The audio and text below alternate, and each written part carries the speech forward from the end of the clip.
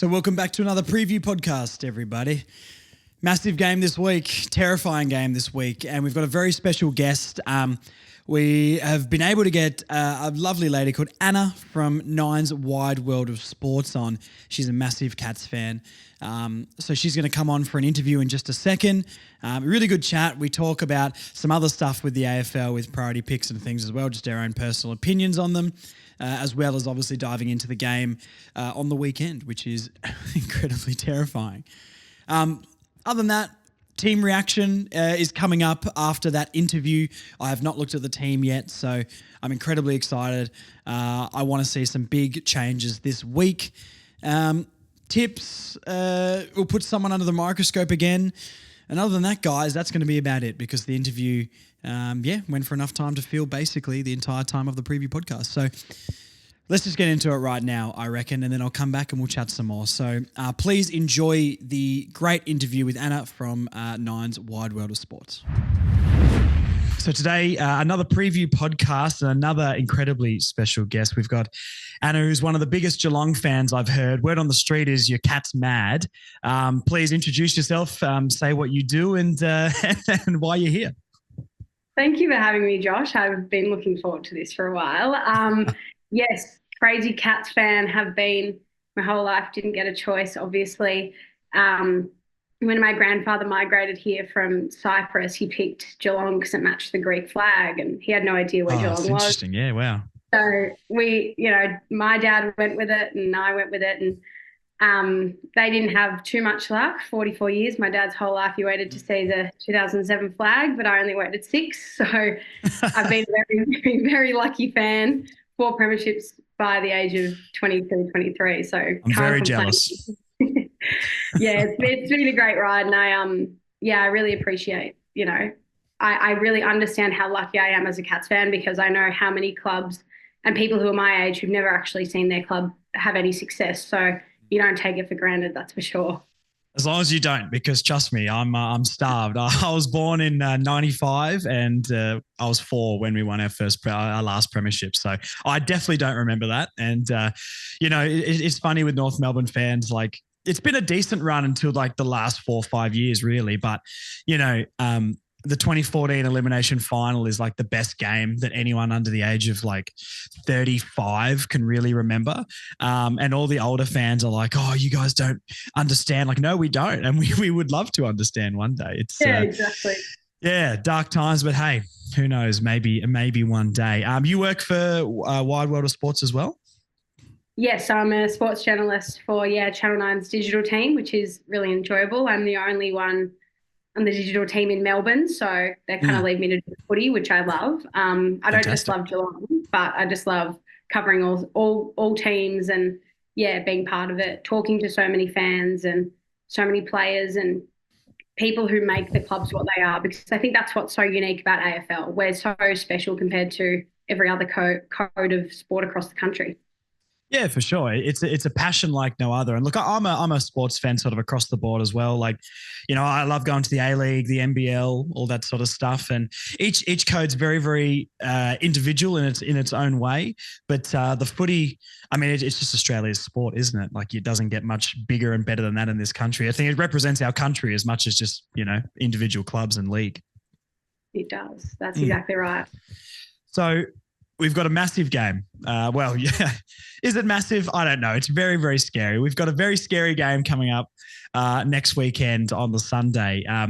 Geelong versus North Melbourne down at what's the stadium called now? Changes all the time. Is it not Kardinia Park? Is it the other name? If you're a Geelong person, it's Kardinia Park, but it's GMHBA Stadium at the moment. Yeah. My brain always goes to Skilled Stadium, and I always forget the letter combinations of the stadium. It's genuinely probably the most terrifying road trip in football, to be honest.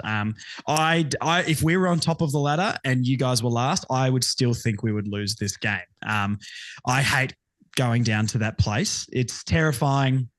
Marnie did remind me yesterday that we did win there through some Robbie Nahas magic in 2015, I think it was. But other than that, I don't think we've won there in nearly 10 years.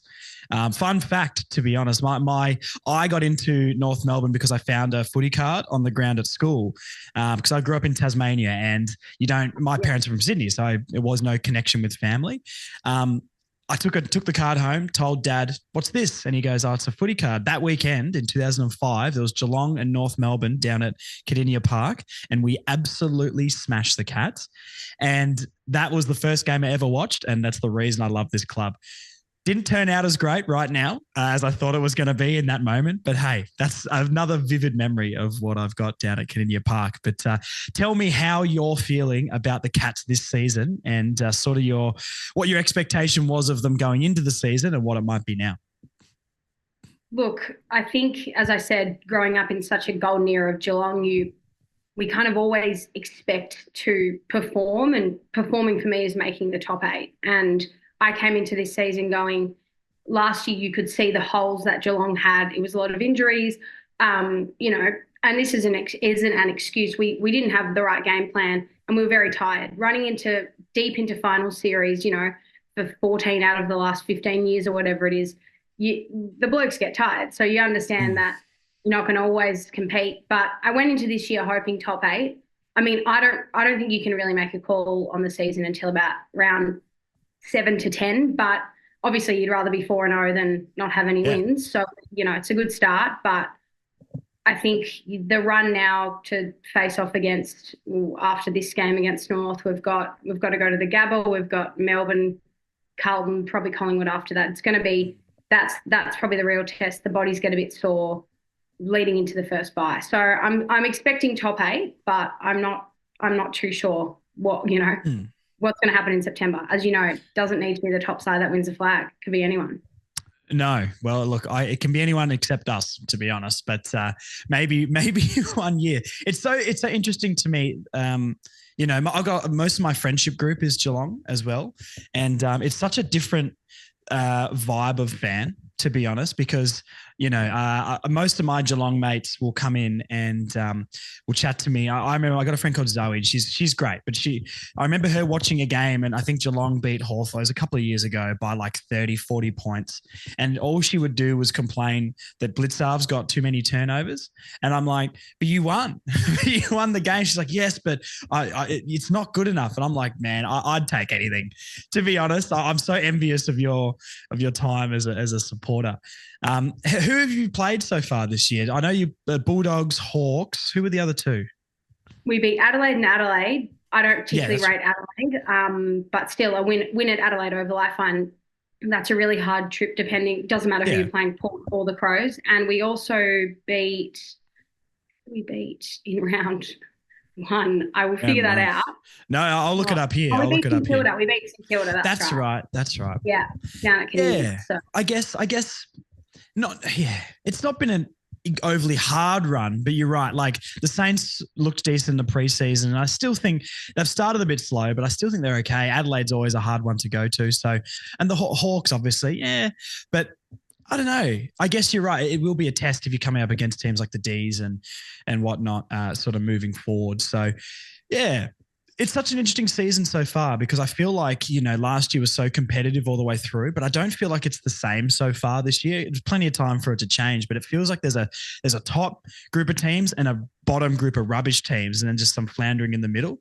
And I don't know. I don't even know exactly what the season's gonna throw up because you're right. Like I think a lot of Geelong fans, top 8's kind of the minimum that you'd expect after the run you've seen. But there's differences now after last year that doubt in your mind. The first time missing finals you missed it once in 15 years or something before that. Yeah, we missed the finals since 2007. We'd only missed them in 2015 and last year. What? So I was like, what do I do with my September? I don't know.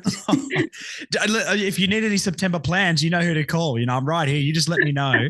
I've got plenty of other activities to do in September. Don't you worry about that. What's your take on North so far and this season in general? I look at obviously North's probably in your bottom 6 sides for this season. Geez, that's generous. I'd say bottom two. Well, obviously, I look at the comparison with West Coast. I was having a conversation the other day about obviously priority picks and should that be a thing in the next few years. And, you guys have been down like bottom for longer than West Coast have, even though you technically, in my opinion, play a lot better football than West Coast. I look at your side and I think you've got a group building. I look at West Coast, for example, and I think, where's your heart? Where's your spirit? I know they're relying on Harley Reid and stuff, but I look at them and I think, I don't feel the way that I can still feel that North Melbourne's got a beating heart. Yeah. And, say what you want about Clarkson and stuff, but he knows how to win premierships. He knows how to galvanize a group. And, he's not going to do it in 2 minutes. We know that. But I don't think he'll be down for too long. I think your group's got something that the other bottom sides I don't feel have right now. Okay, that's really interesting. Yeah, I think that's a good point because when I think about our nucleus, I'm thinking Sheasel, Wardlaw, Larkey, Simpkin, McKercher, Dersma, Bailey Scott, Paul Curtis, those sort of guys. Charlie Comben in there. And the Eagles, I guess their nucleus, I guess you'd still say is like Barras or Tim Kelly and like slightly older guys as well, Jack Darling and that sort of stuff. So, yeah, that is interesting. I think, I don't know, as a supporter base, I think we're a little bit frustrated that we haven't started slightly better, and the way we lost last week was pretty bad. But I think you are right. Our podcast that me and Marnie released yesterday, we're recording this on the Monday, by the way, in case, just for context for anyone listening. It was definitely a little bit of a call to arms of like how we're feeling is pretty bad, but I don't know if it's quite as bad as, it is in reality. And you're right. Like Clarkson doesn't know how to win premierships and it doesn't happen overnight. I mean, this is year 2. I guess we've kind of got to take it as year 1.5, basically, with Clarkson not being there for so long last year. And, when he took over the Hawks, it was 4 years and they won a premiership, which is a crazy turnaround, but it was still 4 years. Not that I think we're going to be doing that. I think we're a little bit behind where the Hawks were, but patience, I guess. Patience it is as a supporter base. Who do you like for North? Who are players for the weekend's game that you'd be watching out for, I think could maybe take advantage of Geelong in any sort of way? Well, based on obviously the Bulldogs Cats game the other night, we got pretty much ripped apart in our midfield. And that's, you look at Bontempelli, he's a star. Livers, a well-worn veteran. And, that whole group has had some success. So I think it'll be a more even matchup with our midfield because we're blooding quite a young midfield as well. So, but I would say this, and I know it's probably a basic answer, Sheasel is my biggest worry. He has an it factor that a lot of players his age haven't got to yet or will never have. And I've watched Geelong my whole life, obviously. And one thing we've really struggled with is stopping those blokes who can just burst out of a pack. So I'm going to look at that. I'm going to look at the midfield. And if we're not strong defensive-wise, because our turnovers were the reason we held the Bulldogs off, your big forwards are going to, be able to take advantage of it. Yeah, I guess that's the thing. Like Sheasel's definitely been playing. He's almost played a back pocket role all this year. And I think, do we think that Sheasel can impact? Because I agree with you. I think he's such an impact player and around the contest can be so clean. But I don't feel like he's maybe impacting games as much as he was last year because he seems to be kicking the ball out and playing really deep in the back line compared to off half back and through the midfield. You're right. Like the midfield area is an area that should be our strongest. But I haven't been as happy with the midfield as maybe I thought. Obviously, Tom Powers had a very good season. Wardlaw is my favourite player, and I'll always talk about how great he is. Luke Davies-Uniacke can be a genuine star, but lacks conviction to me a little bit and defensive effort. I agree with that. I haven't felt that this year from him. Yeah.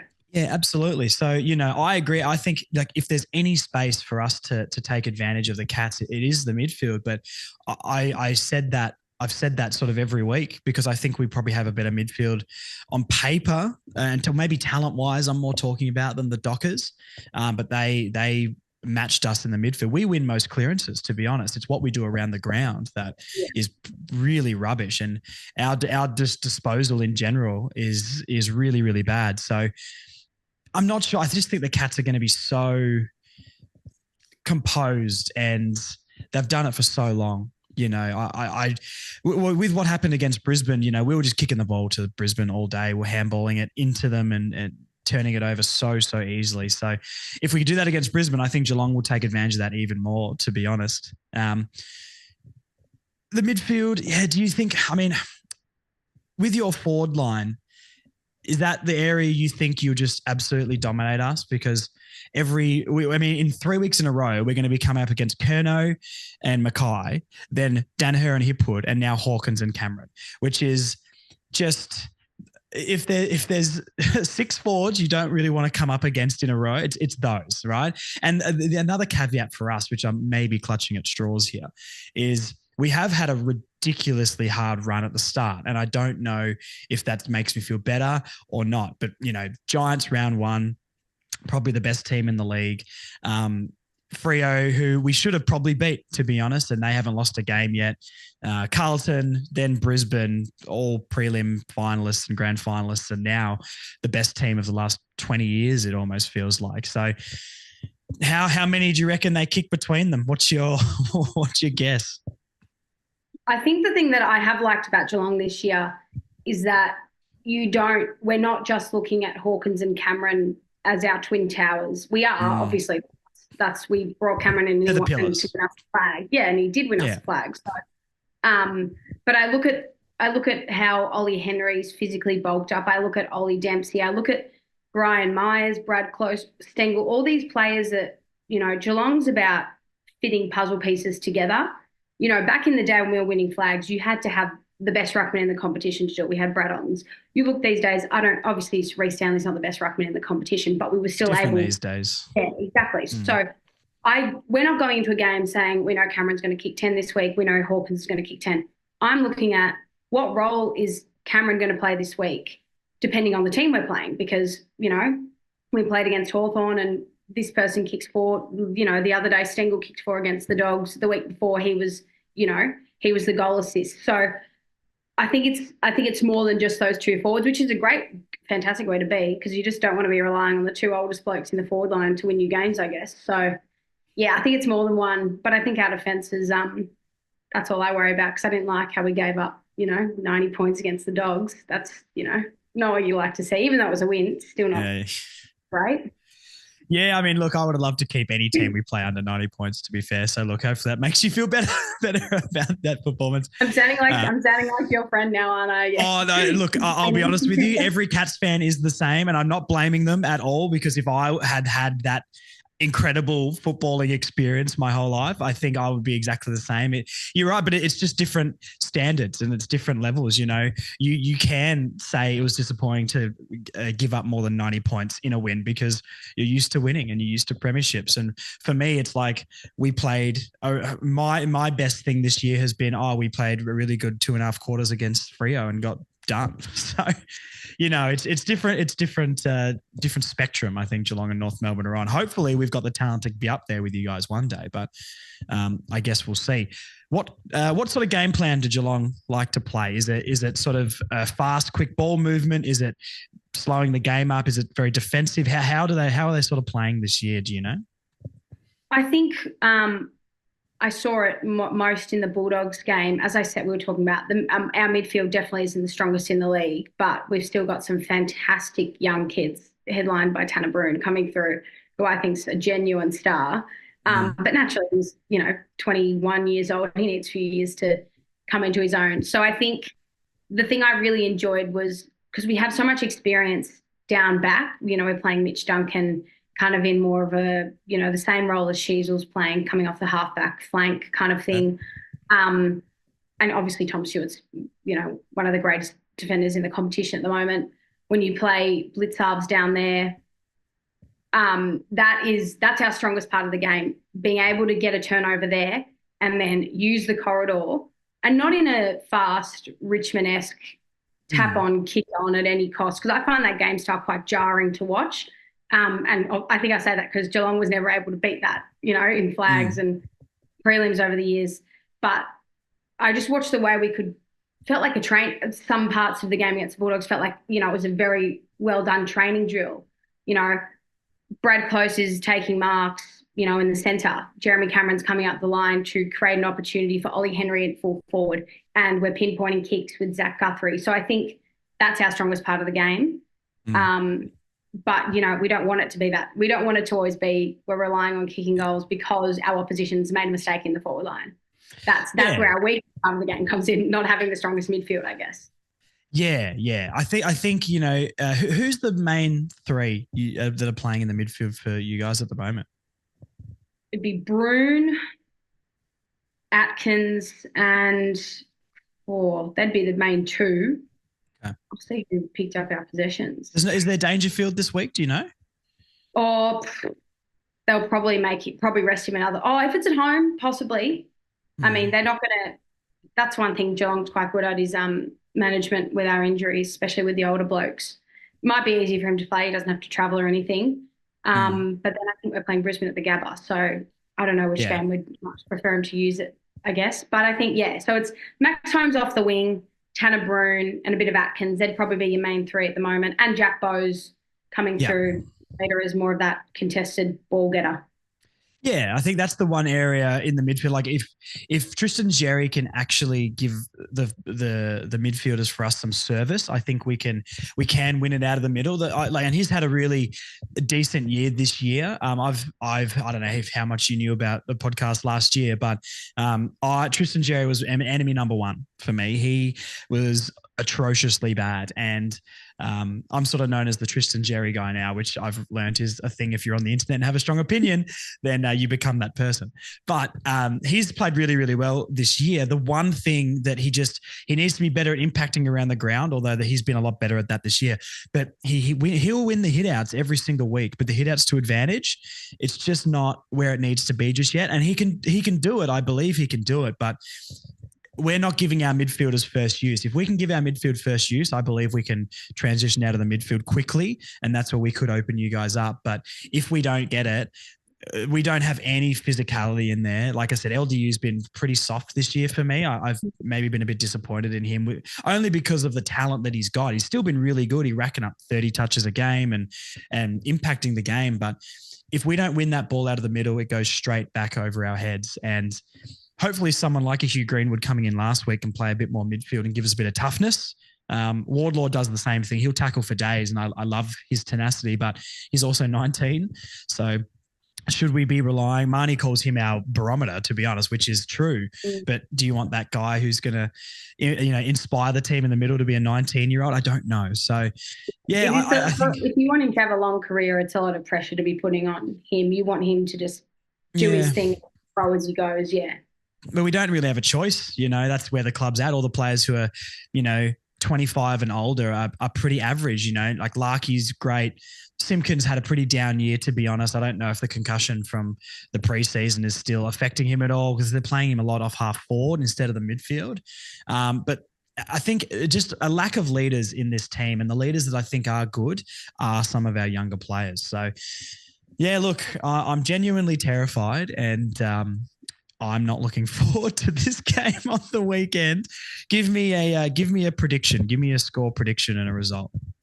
See, I'm a Geelong pessimist, and I know that's really interesting. Really, is any Geelong fan a pessimist? That's wild to me.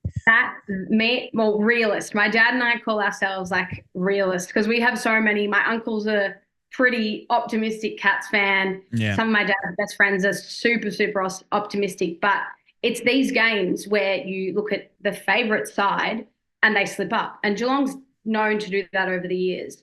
I think it'll be a lot closer than everyone thinks. I think there's 20 points in it. Really? Wow. I don't know what the weather is. And I don't know what our result was when we played you guys last year. Oh, atrocious. I think it was like 60 something, between 60 and 70 points, I'm pretty sure. We wore that ugly training Guernsey too, because we don't have something that doesn't clash with your Guernsey. Oh, yeah. I think it was 60 plus, I'm pretty sure. Yeah, so I don't know, because there was a couple of years, I think in 2021, and Jaden Stevenson played really – was he playing for you guys in 2021? He was on the field, yes. I don't know if he was playing for us. I think it was, or David Noble was 2022. I'm pretty sure he got recruited before that. I think that might have been his first year at North. It was a game in 21 or 22, and I remember we only just beat you by 20 something points, and he played really well. And the whole day I was sitting in my seat at Kardinia Park, and I was like, is anyone going to get on him? Like, he was playing so well. And so I look at stuff like that, and I don't think Geelong's ever a disrespectful good side. You know, they don't go into games going, we're going to smash them. So I think I'll stick with it. I think it's 20 points in the game. That blows my mind, Anna. Honestly, I can't believe you think it's only going to be 20 points. If you want my honest prediction, I think this is our biggest loss of the year so far. I think it might be 70 plus. And look, I'm not trying to be negative. I'm not trying to, I believe in this team in the long term, and I think we're going to get to where we need. I just think it's going to be a lot longer than anyone sort of thought. We were hoping maybe next couple of years we'd maybe be looking at pushing for finals. I think we're probably 4 or 5 years away from that minimum. With the way we turned up and played last week against Brisbane, if we go and do anything like that against the Cats, it's going to be an absolute demolition job. So, my gut's telling me it's going to be 70 plus, unfortunately. And I really want to back my team way more than that. I love my team, but I can't. I hope they go and prove me wrong. The best we could get out of this game is an honourable loss. We played our style. It wasn't too damaging, but no, we're going to get absolutely smashed. So take your popcorn down, put your feet up, and enjoy a Cats clinic, I reckon, on the weekend. I'd hope, but God, I used to really enjoy going down there back in the day when we won 29 in a row at Kardinia. And go in going, oh, how much are we going to win by? Not are we going to win? But these days, it's definitely the competition naturally has evened up a lot. Obviously, we lost to Fremantle there last year. We lost to Carlton there, I think, or we've had close games. So I don't go down there with the same confidence I did when I was a kid. But the Geelong's definitely not the team of old, though, is it? But it's still incredibly strong, and you still got the same team, like the values and the way you play and that culture. Confidence. Yeah. So yeah, I get that. Yeah, so I think it's, as I said, it's definitely evened up, and you don't go in with that same confidence, but naturally a home ground advantage as big as Geelong has, because no other Victorian team has a home ground like us. This is the chance for Geelong to take it and, push for getting a win that is much needed. Yeah. And I think you'll take it, but you'll also punch us in the face while taking our lunch money, I think, on the weekend. So, look, I'd love to be more positive. And, like I said, I'm realizing being someone who speaks on the internet, you get a lot of criticism as soon as you're slightly negative on the team. And many people have been like, oh, are you a real fan? You think we're going to finish? I tipped us 16th on the ladder, which I think is pretty generous. And I think that looks pretty good now, how we've started. But I got so much backlash from not putting them 10th or pushing for the finals. I'm like, are you guys serious? Look, I think if you would have put them in for pushing the finals, you would have got the same criticism. So 100%. Well, that's it, isn't it? So look, to every North fan listening to this, I love this team and I fully believe in the long-term project, but please, I'm trying to keep the most realistic mindset on this because it's the way I get through it. I'm not, Marnie's the delusional one, and that's what we love about her, but I'm the level-headed, everything's going to be bad for a bit kind of guy. So look, we all love the team, so don't criticize me, please, guys. I'll get very upset. All right. One thing I was going to talk to you about quickly before we finish, you mentioned priority picks before, and we'll just talk about this for a couple of minutes. We only got about 10 minutes left on the chat. You talked about priority picks before, about North Melbourne getting them. I've had an opinion on this, and something that I haven't heard any journalist or media personality sort of talk about is, should we get rid of priority picks? And my opinion on that is only if we get rid of academy and father-son as well. Because I think, the amount of picks and players we've missed out on because of father-son has been out of control, and something that I've never heard anyone caveat when they talk about North Melbourne and their struggles. As an example, the first year we were really bad, 2020, where we went to pick Jamara Ugle-Hagan with pick 2 and we couldn't get him. And then the next 2 years we had pick number 1, Dacos and Ashcroft drafts. those two players, the two best talents in the draft, went to the two teams that just played in the grand final, and we got Horn Francis instead. And look how that turned out for us. That's a whole other year waiting on not developing a talent. And then, obviously we bid on Jed Walter again this year, or last draft, sorry, and we missed out on him too. Not saying getting Wardlaw and Sheasel and McKercher and Dersma is bad at all, but we didn't have access to the 4 players in the 4 seasons we've been really bad that we wanted.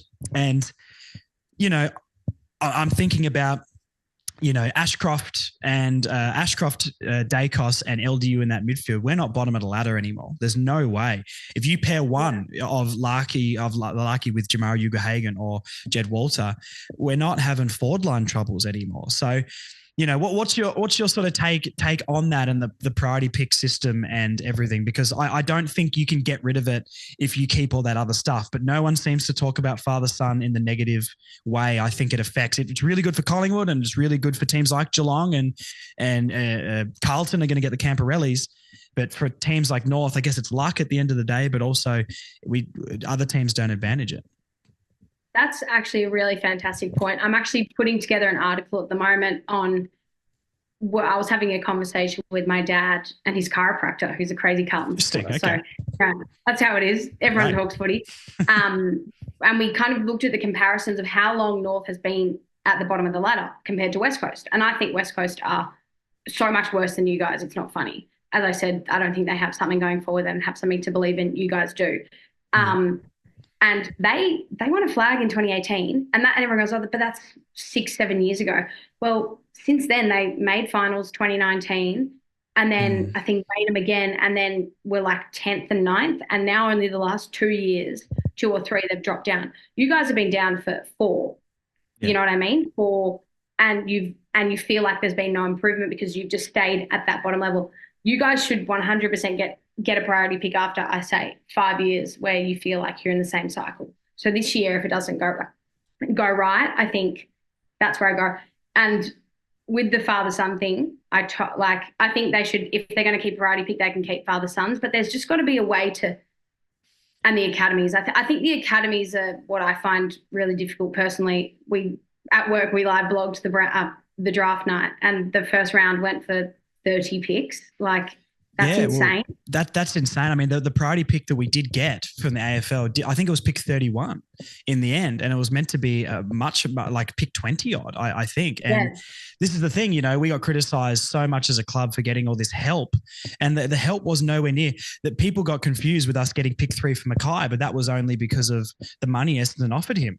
And that's a rule that, the Bombers got that with Danaher leaving, and many, many, many other teams have got that in the past. And ours was just, a higher pick than those because we were a worse team. But that's why the rules, I actually think it's a pretty fair rule to be honest. Yeah, I agree with that.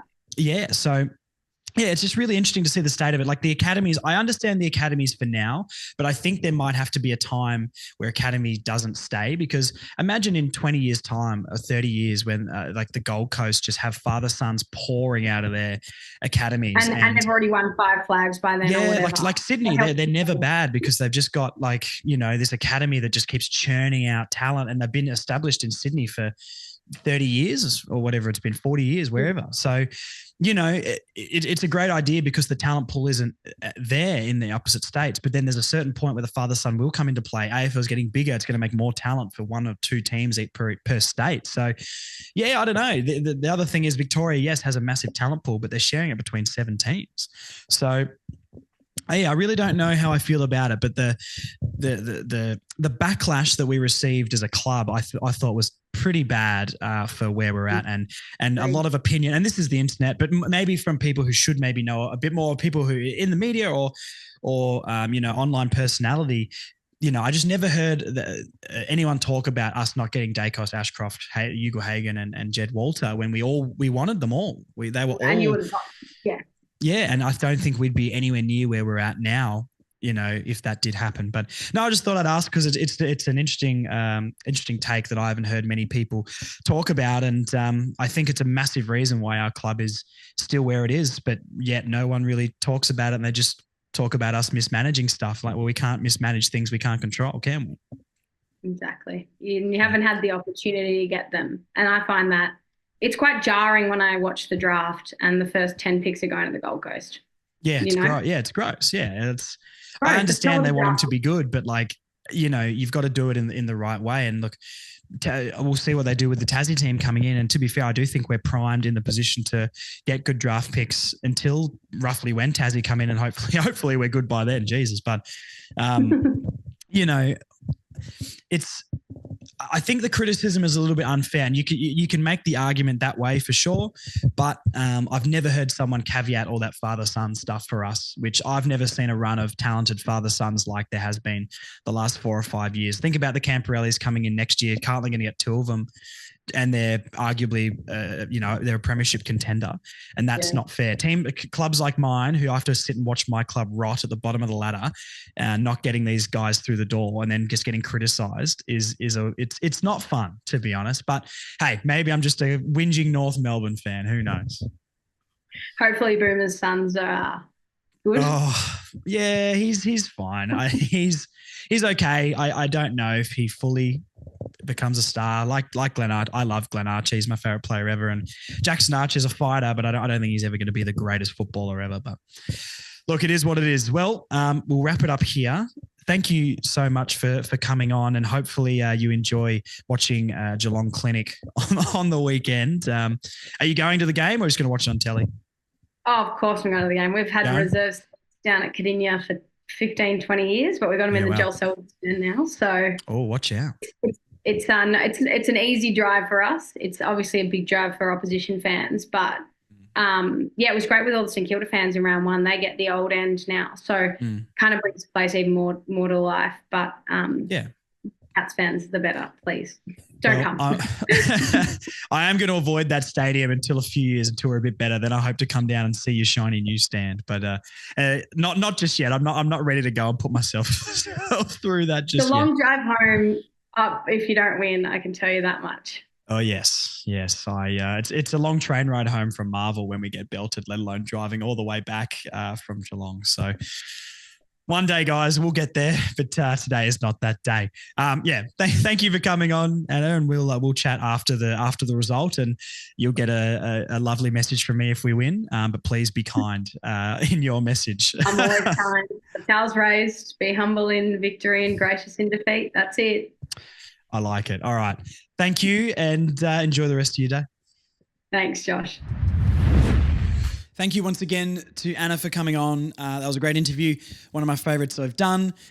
She's a little bit more optimistic about North Melbourne this weekend than I am. But hey, I guess when you're the team on the other end, then you're always going to be a little bit nervous, aren't you? So, live team reaction. Let's get into it.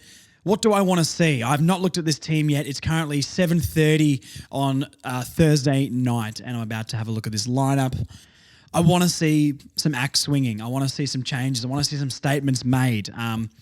Players like Aiden Corwan performing, you've got to step down, mate. You've got to let someone else come in who deserves a chance. I know he's in the leadership group, and I hope he finds form eventually, but he's not in good form right now. Toby Pink, very stiff to be dropped instead of him. Sellers is someone else I would love to see. We need to change something in our forward line. Zerha's not cutting it. Keep Dersmer in this team, don't get me wrong, but he maybe hasn't had the impact the last couple of games we might need. Larkey and Curtis are the 2 safe ones. Other than that, the rest of them have been pretty average. I hope Greenwood's not dropped. Excited to see, hopefully, more Chom in the back line. Other than that, I guess maybe Tucker or Dylan Stephens maybe haven't quite been as good. I think Dylan Stephens deserves more of a chance. My theory on him is, look, he needs to find the footy more, but we're just not getting the ball past, sort of our back third of the ground. And if we're not getting it through there, how is he meant to find it? It's not his job. Tucker, I guess last week was probably his best game, to be honest, but I just don't know he's not going to get better, and I'd rather give someone else a chance. Lazaro, I think should be persisted with his age, and the preseason he had, especially over a Tucker or someone like that. Are we ever going to see Will Phillips again? Who knows? That's enough of me speculating. Let's find out the team. Okay. So in Tyler Sellers, Robert Hansen Jr., Will Phillips, Jackson Archer, and Blake Drury, an extended squad, of course, because it's a Sunday. Okay. Cam Zerha injured. Very interesting. And Jaden Stevenson omitted. Okay, let's break it down a little bit. Let's talk about the ins first. Sellers 100% deserves a chance. His own form has been great. Is Sellers going to be the answer to our problems? Probably not. He's an undrafted guy out of the VFL. So let's not expect him to come in and be like a, Jed Walter or something like that. But we need something different in that forward line. His form in the VFL warrants that selection. Hansen Jr., not sure if he will make the team. I guess, once again, an extended squad. There's 5 ins and 2 outs. Hansen Jr., though, I've watched a couple of moments of him in the VFL. I think he kicked 3 points in a game. He's just got to find the goals a bit more. But once again, let's mix it up and let's give him a chance. Will Phillips, would love to see Will Phillips play just to see if he's got a future at this club, to be honest, because we need something different in that midfield. We need some grit. We need some heart. We need someone who can get on the ground and get the ball to LDU and get it to Tom Powell, because they're not those sort of guys. Jackson Archer, I love it. We need someone with some grunt, some nous in that back line, someone who's a bit mean and isn't going to back out of a challenge. And Blake Drury is an interesting one. I'm not the biggest Blake Drury fan, I won't lie to you guys. I haven't seen much from him to suggest that he can make it at the level. But I think his last VFL game was very good, and apparently he's been kicking goals most weeks in the VFL. So once again, a warranted selection. I'm really excited about the Sellers and Archer ones and the Phillips ones. Hansen Jr. I'd like to see come on, but I don't know. He didn't shock me, or not shock me, but he wasn't jumping out of my seat for him in his games last year. But look, I hope he can come in and make a difference. Just got to, look, if all we're going to do is bomb the ball long to Nick Larkey, it's always going to be coming to ground, isn't it? So hopefully he can do some sweeping up around there. Out Cam Zerha with an injury. Don't know what the injury is. I didn't listen to the Irish boys video this week because it usually makes me depressed. But injured. Very interesting. I have to have a look at that one and see what it's about. And Jaden Stevenson. Interesting. I don't think he's been worse. I know it's a different position. I don't think he's been any worse than like a Tucker or a Dylan Stevens. Once again, I want to persist with Stevens. He's a favourite of mine, but I also think age-wise and his potential is higher. Jaden Stevenson probably wasn't doing it, to be fair. So look, let's move the magnets around. I said I wanted some big ins and outs, and I guess we've got them. Zerha and Stevenson. Yeah. Wow. Zerha injury. I wonder what it is. I wonder if Clarkson's done a press conference. I didn't get a chance to look today, so I might have to look at that. Okay. Wow. Sticking with Aiden Core, sticking with Tucker, sticking with Dylan Stevens. Looking at the team here where everyone's named, Comben, Core, Dawson, McDonald, McKercher, Sheasel. I really hope McKercher and Sheasel sort of push off half back more and stop staying down in the back pocket, especially Harry Sheasel. Kane Corns was talking about this through the week, and I think he's kind of right where he's our best ball user by far in this team, and he's in the back pocket all the time. How are we meant to get the ball to Dylan Stevens or to LDU who can then progress it into our forward line? Tucker, Davies, Uniacke, Bailey Scott along the centre line. I know this isn't their final positions though. Bailey Scott, as we know, loves playing in the back pocket at the moment. Not thrilled about Tucker, but hey, is what it is. Jerry, Greenwood and Simpkin named in the middle. Yeah, love that Greenwood's still in. He absolutely deserves to keep his place. We need Simpkin in the midfield. We need him back in the midfield. This half-forward stuff hasn't quite worked. He's not finding a player of his talent needs to be around the ball more. An extended bench, Stevens, Wardlaw, Sellers, Hansen Jr., Phillips, Archer, Drury, Liam, Shields. So if I was going to pick the final team, who would I... So, okay. Stevenson, and so there's going to be 2 changes, and Sellers is one of those. So there's not, unless there's a last-minute change, Zerha and Stevenson are the only outs currently. So who would I pick? Hansen Jr., Will Phillips, Archer, or Drury? Oof, my head says Phillips. My heart says Archer. You know what? No, Archer's got to come in because we need some heart and soul right now, and we need someone in the back line who is going to stay down in that back pocket and just try his guts out. We need someone who's going to stick on some of their forwards, like an Ollie Henry. I don't want getting off the chain. Brad Close, Stengel, Brian Myers, all these sort of guys. We're going to have Comben, God forbid Aiden Core, but hopefully Dawson playing on Hawkins and Jeremy Cameron. We need someone else to be roaming around who's going to back into a pack, and Aiden Core will not do that. Luke McDonald will. I love Jackson Archer. Glenn Archer's my favourite player of all time. So my head says Will Phillips for the midfield, which I think that sort of body is important, but my heart says Jackson Archer. So take that as you will. Who am I putting on the hot seat this week? Who am I putting under the microscope?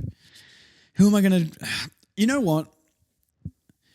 Oh, it's our midfield this week. It's our midfield.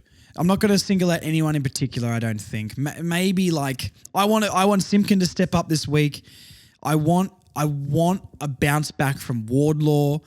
LDU's stats look good, but I need more effort and grunt from him. So it's our midfield as a whole. I need our midfield to step up this week, because if there's one place, talking to Geelong fans and talking to Anna before, if there's one place that we can try and take advantage, like in weeks gone past, it is their midfield. Their midfield's not the strongest. No Dangerfield. For reference, their ins are Connor O'Sullivan, Sean Manor, never heard of him, and Shannon Neal, which I think he's a key forward. But they haven't got anybody out, so they don't need to bring Dangerfield back to play North Melbourne, to be fair. So, I think we can get at them with the midfield if we turn up. If our midfield plays like that first half against Freo, or even the Giants, I thought we were okay. We had patches against the Blues. If we can turn up and do something like that, we can trouble them. Will we win? I don't think so. I'd love to be more positive, guys, and please understand why I'm not. Marnie's not here. She's the Delulu Nuffy. I am not. I do think this could be our biggest loss of the season, but I really hope that...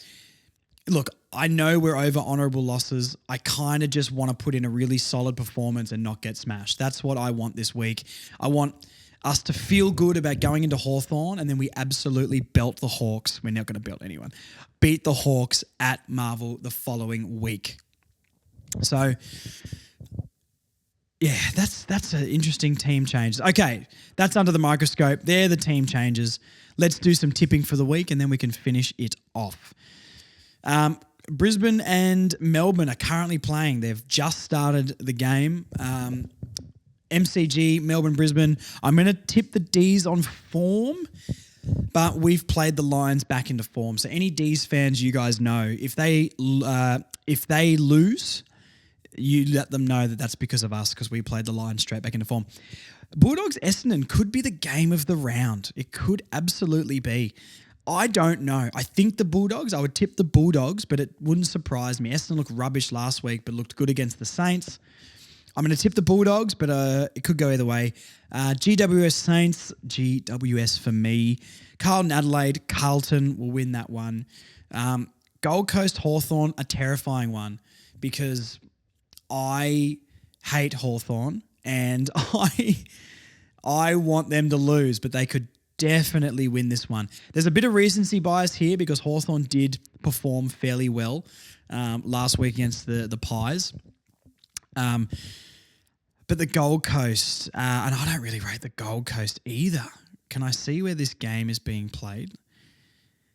People First Stadium in the is that what their stadium's called? I apologise if that's got any deeper meaning for anything, but just, meaning aside, if it means anything, that's rubbish. I'll tip the Gold Coast, but it's a danger game. It's a danger game for them for sure. I don't like either of them. Port and Freo. I'll tip Port just because it's at their home, but Freo look very, very good.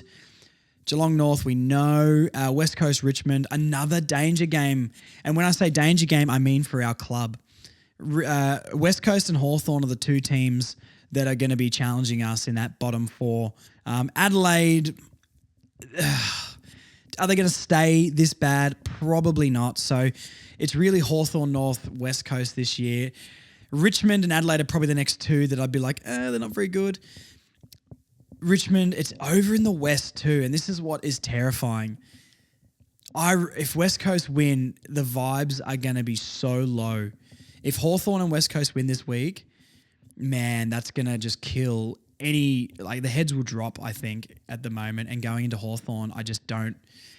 Geez, I hope Clarkson could do something to rev them up. So this is a dangerous week for North Melbourne, I think. If we get smashed and the Hawks and the Eagles win, it's probably rock bottom from where we've been since Noble era.